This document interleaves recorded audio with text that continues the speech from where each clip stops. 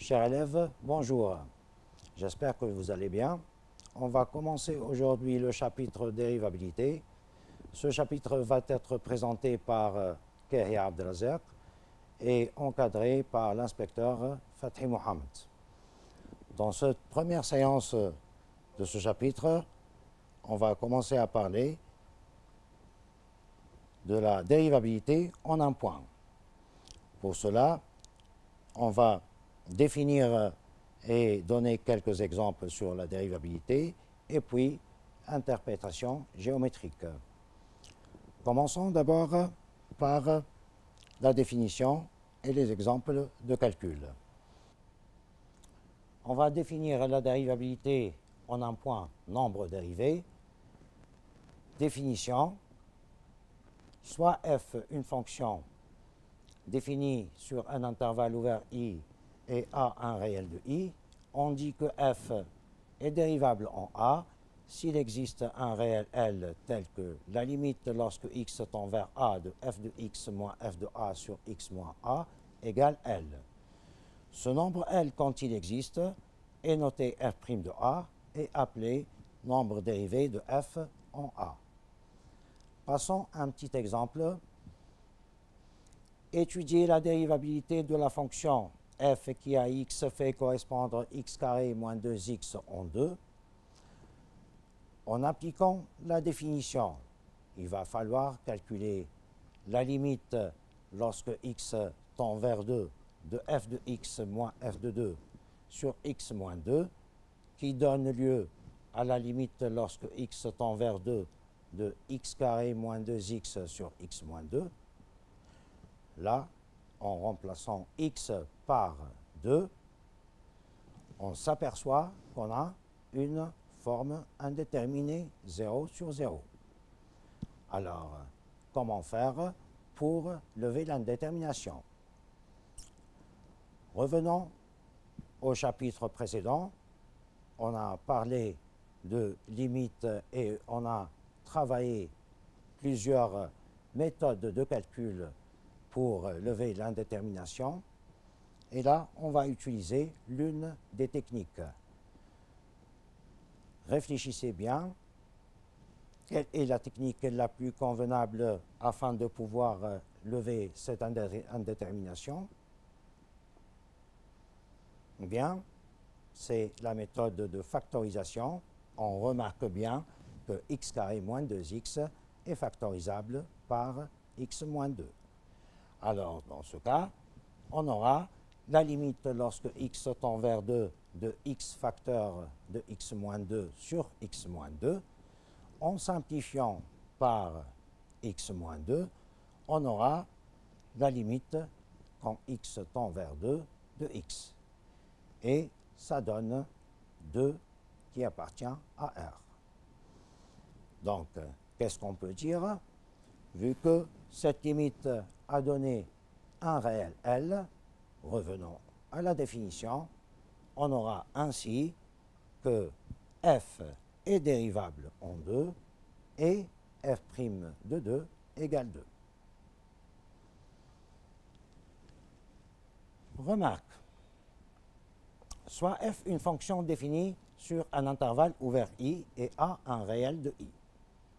Si f est dérivable en a, alors f est continu en a.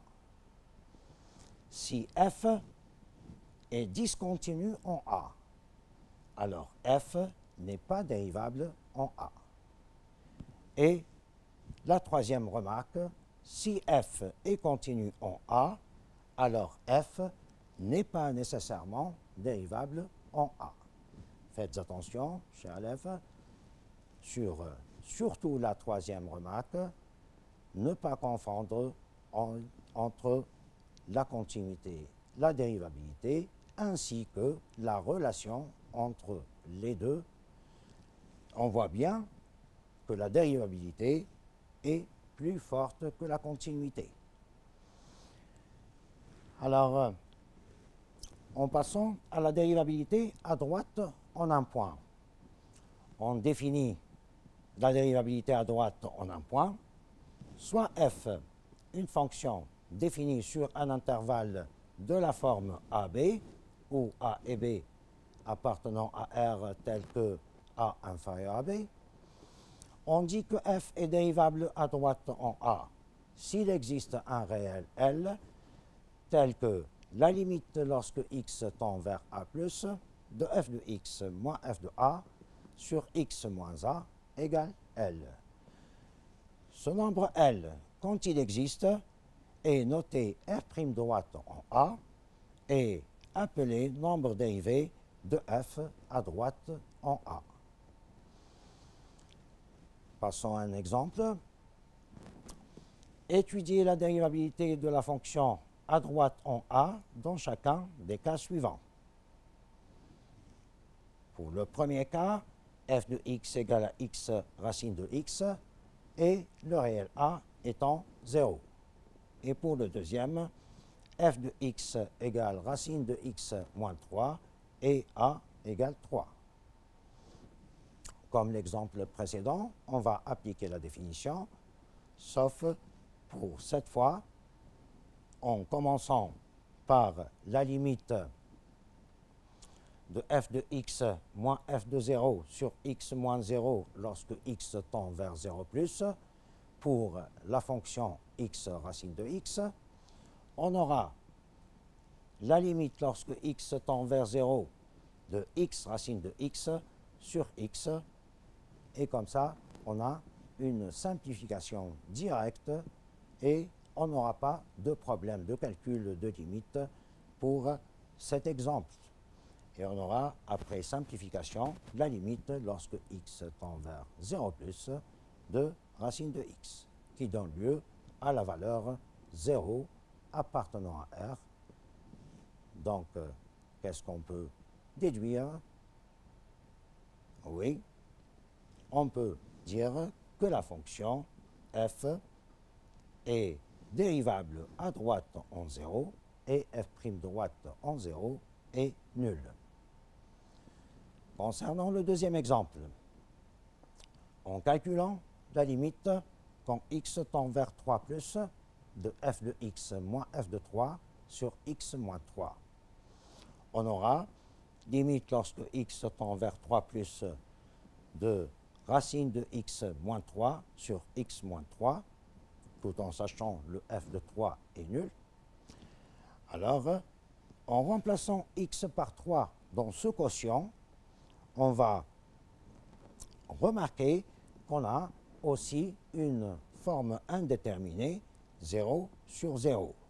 Donc, ce quotient donne 0 sur 0 en remplaçant x par 0, par 3. Pardon. Alors, revenons aussi aux techniques de calcul de limite vues en chapitre précédent.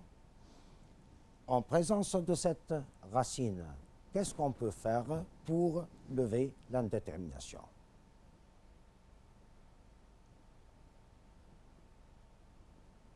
Il y en a plusieurs, oui. L'une des méthodes qui va aboutir au résultat, c'est que en multipliant en haut et en bas par la racine de x moins 3, on obtiendra limite lorsque x tend vers 3 plus de 1 sur racine de x moins 3, tout en simplifiant par le x moins 3, la racine de x moins 3. Donc, le résultat va aboutir à plus d'infini, pourvu que plus d'infini n'est pas réel. Donc, on peut conclure que pour cette fonction f, elle n'est pas dérivable à droite en 3. Passons maintenant à la dérivabilité à gauche en un point. On définit, comme tout à l'heure, la définition de la fonction dérivable à gauche en 3. Alors, soit f une fonction définie sur un intervalle de la forme BA, où A et B sont deux réels tels que B inférieur à A. On dit que f est dérivable à gauche en A s'il existe un réel L tel que la limite lorsque x tend vers a moins de f de x moins f de a sur x moins a est égal à L. Ce nombre L, quand il existe, est noté f' gauche en A et appelé nombre dérivé de f à gauche en A. Prenons un exemple pour cette dérivabilité à gauche. Étudier la dérivabilité de la fonction f qui à x fait correspondre valeur absolue de x carré moins 4x plus 3 à gauche en 3. Pour cela, on va appliquer la définition. Alors, le calcul de la limite lorsque x tend vers 3 moins de f de x moins f de 3 sur x moins 3 va donner lieu au calcul de la limite lorsque x tend vers 3 moins de x carré moins 4x plus 3 moins f de 3 sur x moins 3, sachant que f de 3 égale 0, on aura une limite de valeur absolue de x carré moins 4x plus 3 sur x moins 3, et en remplaçant x par 3, on aboutit toujours à la forme indéterminée 0 sur 0. Pour cela, on a deux problèmes ici, lever l'indétermination et s'en débarrasser de la valeur absolue afin de pouvoir lever cette indétermination. Donc, c'est pour cela, en prenant le tableau de signes de x carré moins 4x plus 3,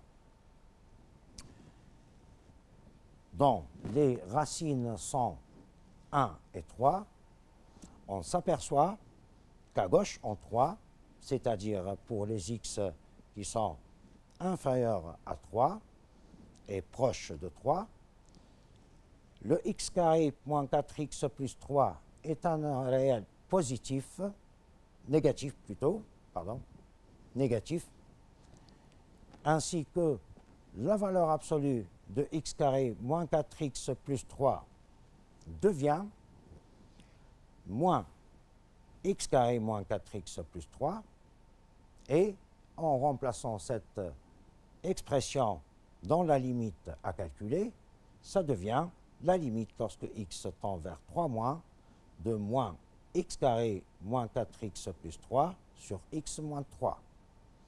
En première phase, on s'est débarrassé de la valeur absolue afin de pouvoir passer à la procédure pour lever l'indétermination, en remarquant que le x carré moins 4x plus 3 admet 2 zéros, 1 et 3. Donc, x carré moins 4x plus 3 est factorisable et s'écrit sous la forme x moins 3 facteur de x moins 1. C'est pour cela la limite devient la limite quand x tend vers 3 moins de moins x moins 3 facteur de x moins 1 sur x moins 3. Et comme ça, on obtiendra une simplification par le x moins 3 et par suite, la limite devient celle de moins x moins 1, qui donne lieu à moins 2 appartenant à R aussi. Donc, qu'est-ce qu'on peut dire? On dit alors que f est dérivable à gauche en 3 et f' gauche en 3 est égal à moins 2. Théorème. Soit f une fonction définie sur un intervalle ouvert i et a un réel de i. F est dérivable en a. Si et seulement si f est dérivable à droite et à gauche en a et f' droite en a égale f' gauche en a. Et dans ce cas, on aura f' de a égale f' droite en A égale f' gauche en A. Application, soit f, la fonction définie sur 0 plus l'infini par f de x égale 3 moins 2 racine de x, si x appartient à l'intervalle 0, 1.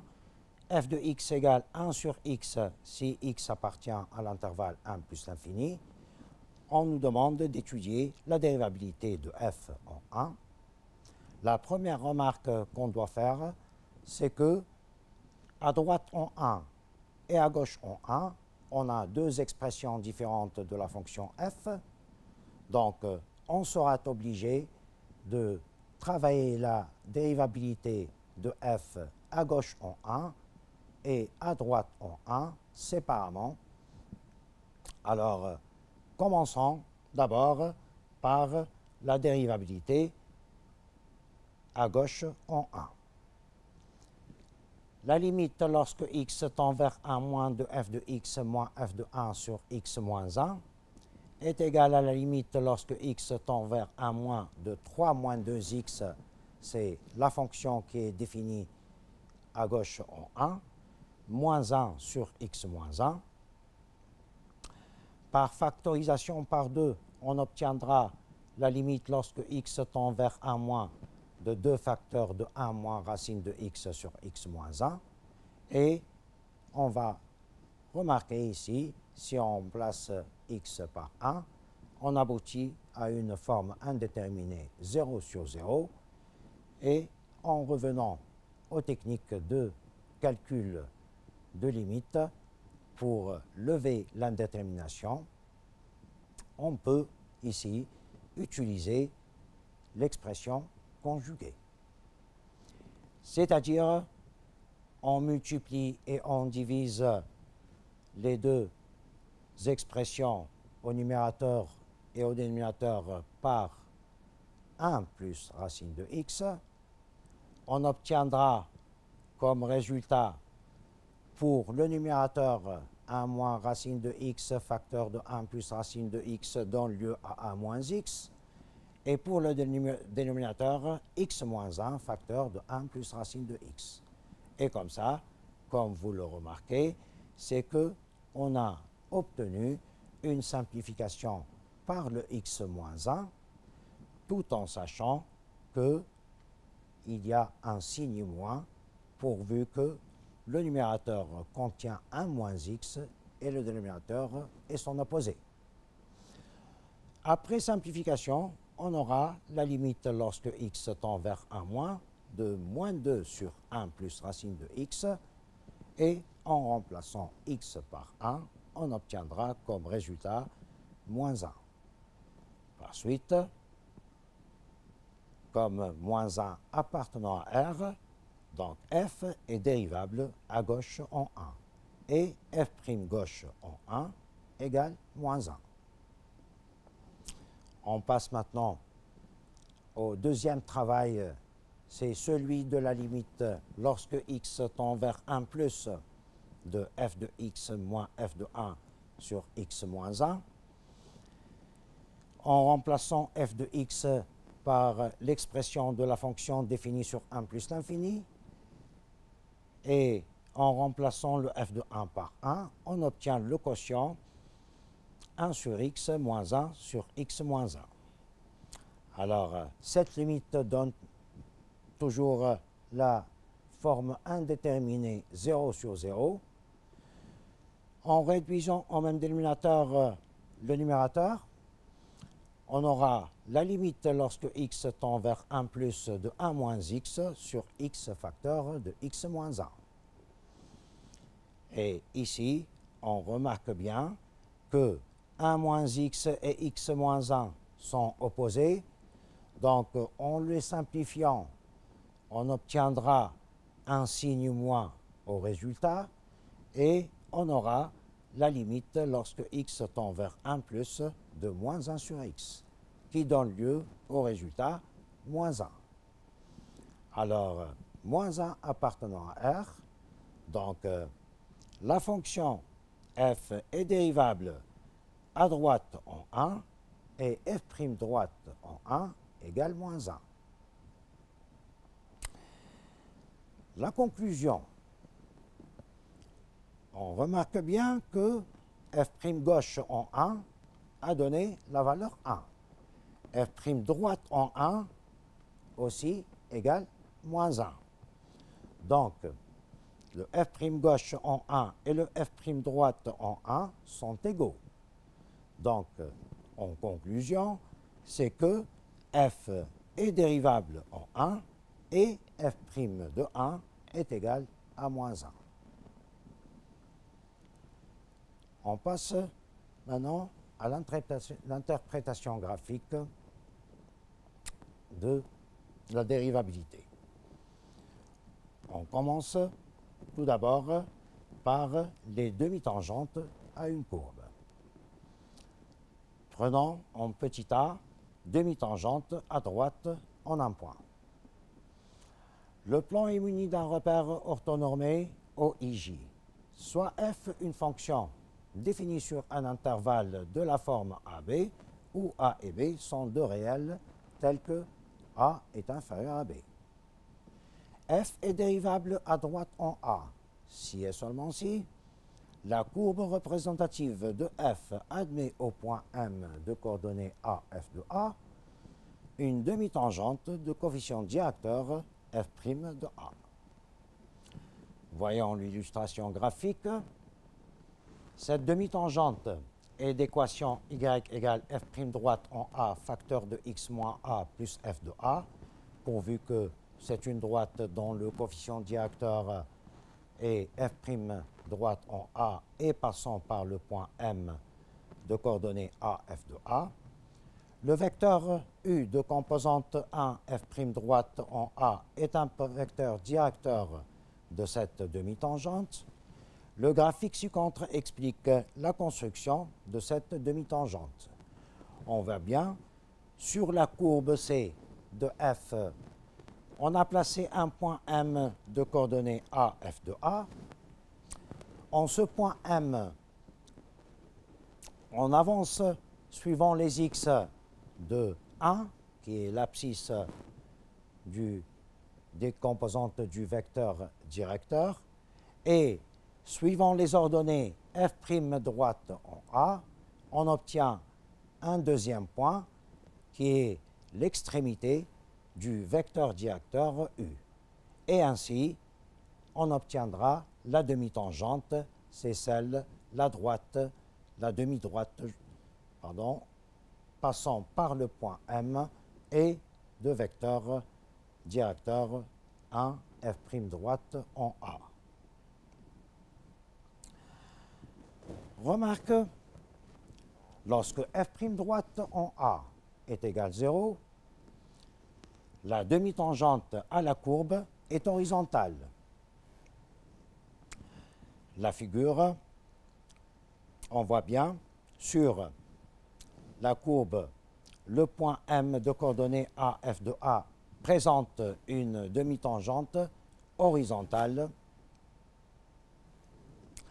et pour le cas où la limite quand x tend vers A+, de f de x moins f de A sur x moins A donne plus l'infini.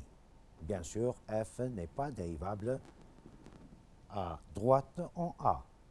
Mais la demi-tangente à la courbe est verticale et dirigée vers le haut. On voit bien dans la figure que l'emplacement du point M de coordonnées A, f de A sur la courbe C et le vecteur directeur de la demi-tangente verticale est dirigé vers le haut. Je vous rappelle que on peut connaître la courbe, la demi-tangente plutôt à la courbe est dirigée vers le haut ou vers le bas à partir du produit des signes, du résultat de la limite qui est ici plus l'infini et du fait que on effectue la limite, on a plus. Donc plus par plus, ça donne plus. C'est pour cette raison, cette demi-tangente verticale est dirigé vers le haut. Dans le cas suivant, le résultat ici, c'est moins l'infini. C'est comme le deuxième cas, mais le résultat est moins l'infini. Donc, dans ce cas-là, en effectuant le produit des signes pour A plus et pour moins l'infini, plus par moins, ça fait moins. C'est pour cette raison, cette demi-tangente est dirigée vers le bas. Passons maintenant à la demi-tangente à gauche. Alors, le plan est muni d'un repère orthonormé OIJ, soit f une fonction définie sur un intervalle de la forme BA, où A et B sont deux réels tels que B est inférieur à A. F est dérivable à gauche en A, si et seulement si la courbe représentative de F admet au point M de coordonnées A, F de A, une demi-tangente de coefficient directeur F' gauche en A. En faisant les remarques comme tout à l'heure, l'équation de la demi-tangente, le vecteur directeur de cette demi-tangente, par les mêmes expressions, celle de la demi-tangente y égale f' gauche en A facteur de x moins A plus f de A, celui du vecteur directeur, cette fois-ci, on l'a pris moins 1 moins f' gauche en A. Alors, pour la construction de cette demi-tangente, on remarque bien qu'en choisissant le vecteur directeur moins 1 moins f' gauche en A et en l'effectuant comme tout à l'heure, c'est le moins 1 suivant les x et le moins f' gauche de A suivant les y, on obtient la deuxième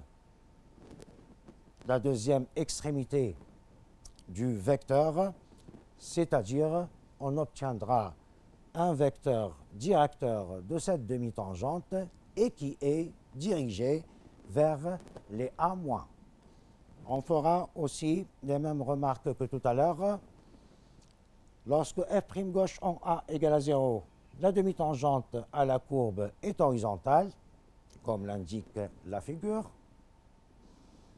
Et dans le cas où la limite à gauche en A de f de x moins f de A sur x moins A égale moins l'infini, on obtiendra une demi-tangente verticale dirigée vers le haut en effectuant, bien sûr, le produit des signes, celui de moins l'infini et pour le A-.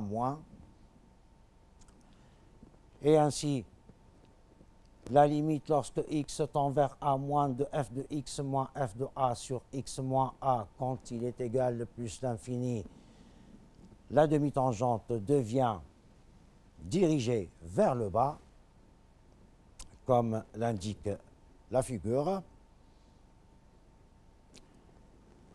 Et puis, on va parler maintenant à la tangente à une courbe.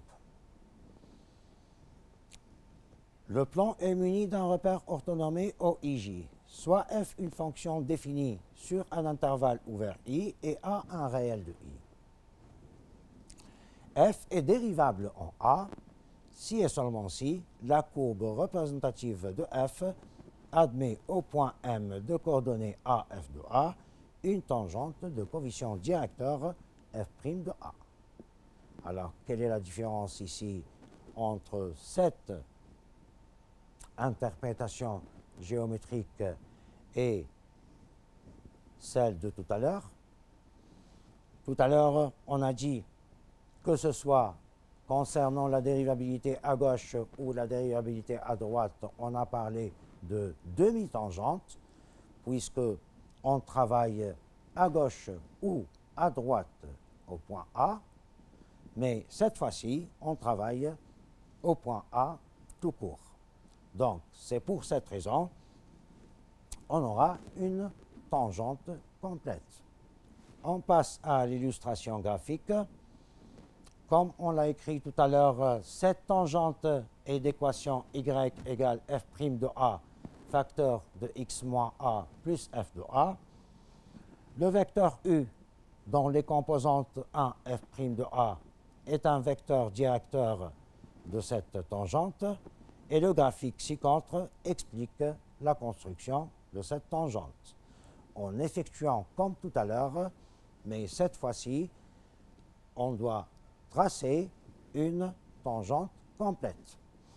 Donc, en effectuant la démarche de 1 suivant les x, f' suivant les y, on obtiendra un vecteur directeur de cette tangente et on construit la tangente complète puisque on parle ici de la dérivabilité en un point. Et la même remarque que tout à l'heure, concernant la dérivabilité en a égale 0, la tangente à la courbe en ce point est horizontale et comme l'indique la figure, alors pour une tangente horizontale, on trace une tangente complète et non pas une demi-tangente. Et la même chose pour les deux autres remarques. Dans le cas où la limite lorsque x tend vers a de f de x moins f de a sur x moins a, le résultat plus l'infini ou moins l'infini, ça donne la même interprétation. La tangente à la courbe est verticale. Alors, sur la figure, le point M appartenant à la courbe C dont les coordonnées sont A, F de A, présente une tangente verticale et la tangente est complète. On passe maintenant à une application. Soit f, la fonction définie sur R par f de x égale x plus 1 sur x moins 3, si x appartenant à l'intervalle moins l'infini 2. F de x égale racine de x carré moins 4 moins 3, si x appartient à 2 plus l'infini. Première question, étudier la dérivabilité de f à gauche et à droite en 2.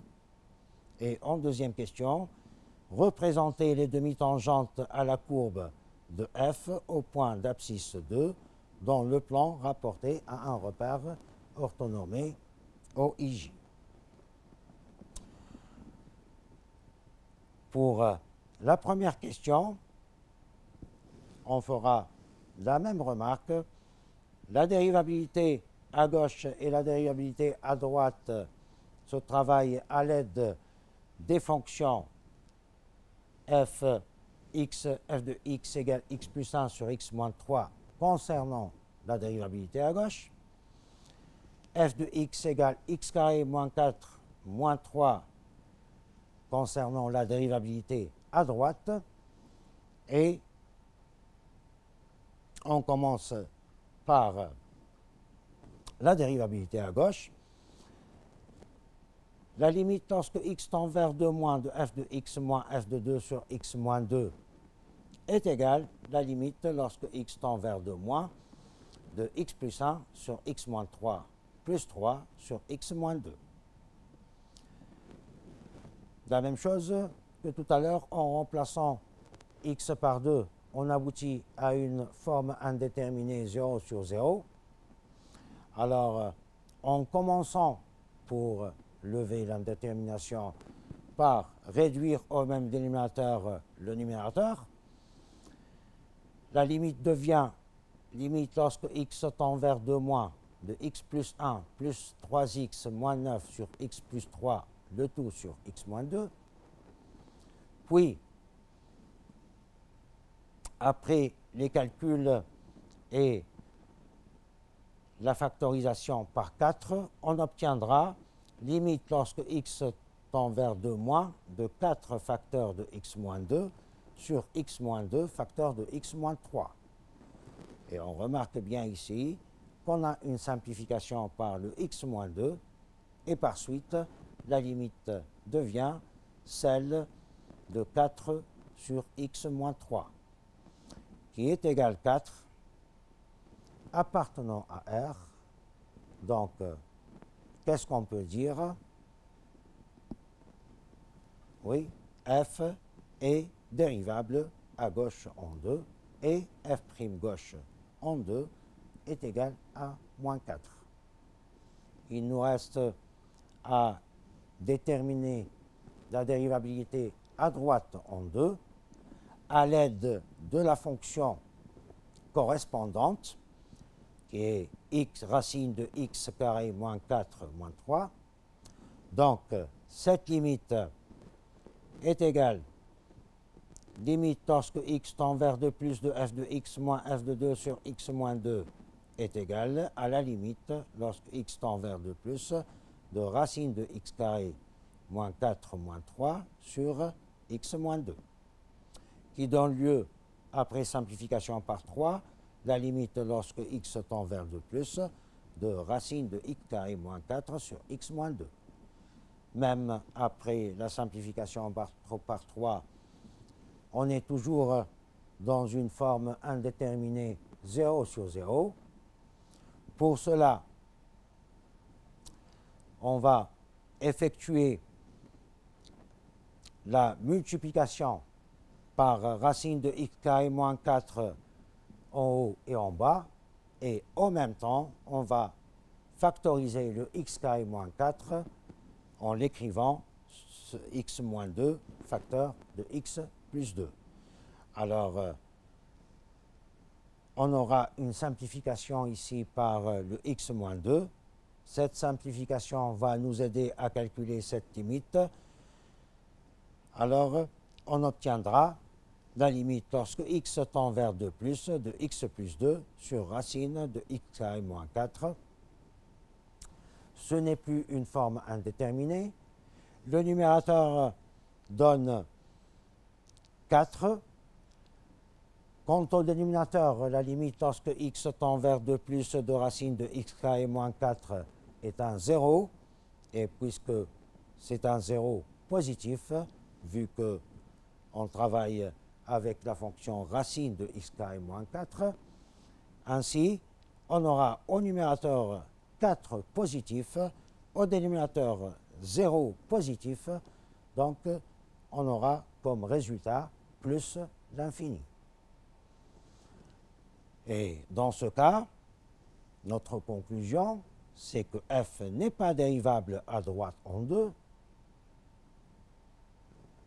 Et passons maintenant à la question B. En premier lieu, on a trouvé que f est dérivable à gauche en 2. Et f' gauche en 2 est égal à moins 4.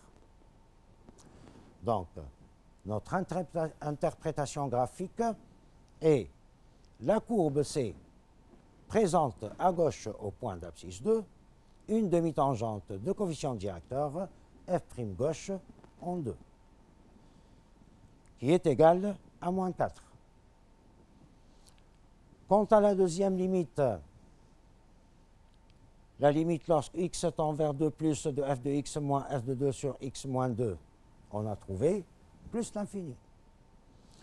Donc, f n'est pas dérivable à droite en 2 et la courbe C de f présente en ce point d'abscisse 2 une demi-tangente verticale dirigée vers le haut. Et vous voyez bien que pour cette limite, on est en train de calculer la limite lorsque x tend vers 2 plus. Et on a trouvé comme résultat plus l'infini. C'est pour cette raison on écrit la demi-tangente verticale est dirigée vers le haut. Concernant la représentation graphique, on peut commencer par la représentation graphique de la demi-tangente à gauche en 2. Pour cela, on va utiliser un vecteur directeur de cette demi-tangente dont les composantes sont moins 1, moins f' gauche en 2, qui n'est autre que moins 1, 4. Donc, en effectuant, suivant les x 1 et suivant les y 4, on obtient l'extrémité du vecteur directeur U dont les composantes sont moins 1, 4. Ainsi, on obtiendra la demi-tangente à gauche au point d'abscisse 2. Quant à la demi-tangente à droite en 2, on a bien trouvé que la limite lorsque x tend vers 2 plus de f de x moins f de 2 sur x moins 2 est égale à plus l'infini. Cette demi-tangente est une demi-tangente verticale dirigée vers le haut. Nous venons de finir cette séance. J'espère que vous avez bien compris et je souhaite pour vous un bon travail. Merci et à la prochaine.